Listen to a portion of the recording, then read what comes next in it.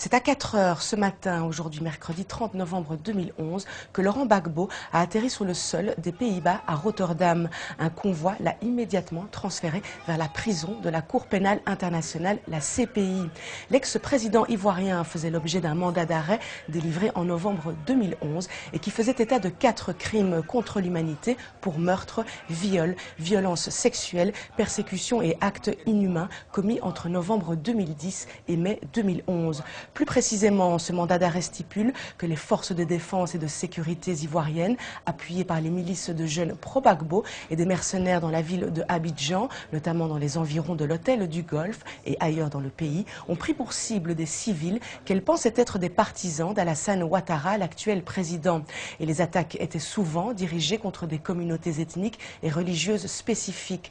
Le mandat d'arrêt souligne également que Laurent Gbagbo et son entourage immédiat avaient convenu d'un plan exécuté par les forces pro-Gbagbo en obéissant de façon quasi automatique aux ordres qu'elles avaient reçus. Et les réactions sont nombreuses face à l'incarcération de l'ex-président ivoirien. On commence avec le porte-parole de la Cour pénale internationale, la CPI. Monsieur Laurent Gbagbo a été arrêté et transféré au centre de détention de la CPI dans la nuit. C'est en conformité avec le mandat d'arrêt délivré par la chambre préliminaire 3 de la CPI. Ceci pour 4 crimes, des accusations de crimes contre l'humanité, assassinat, persécution, viol et autres violences sexuelles et d'autres actes inhumains qui ont été prétendument perpétrés en Côte d'Ivoire dans la période post-électorale où des violences étaient commises dans ce pays. La prochaine étape maintenant, c'est une première audience de comparution initiale qui doit avoir lieu dans les quelques jours à venir. C'est une audience qui a pour but d'informer le suspect de ses droits devant la CPI et l'informer des accusations portées contre lui. On écoute maintenant les déclarations de M. Alain Toussaint, conseiller de Laurent Gbagbo.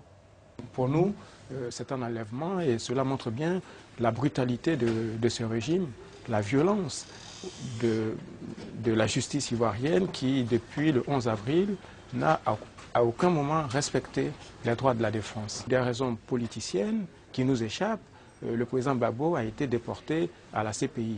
M. Ouattara, qui est le président de la République ivoirienne aujourd'hui, M. Soro, qui est son premier ministre, et plusieurs de ses chefs militaires, des chefs, des commandants de zone, doivent également rendre compte. Il y a eu trop de morts pour que ces morts-là aussi restent impunies. Toujours à propos de la Côte d'Ivoire, on écoute les réactions maintenant des Ivoiriens. Il s'est avéré qu'il a la base, c'est lui qui a commandité les crimes. Bon, il est bien qu'il paye pour cela. Bon, il a été président, tout ce qu'il y a eu comme crime, il en est responsable. Bon, il faudra qu'il paye pour ça. Personnellement, je ne sais pas quel objectif qu'on demande dans ça. Qu'est-ce qu'on va atteindre dans ça? Si on veut réellement un pardon réel et un pardon véritable, je pense qu'il faut laisser tomber cette histoire. Si la justice peut, Ivoirienne peut le faire, qu'on le fasse.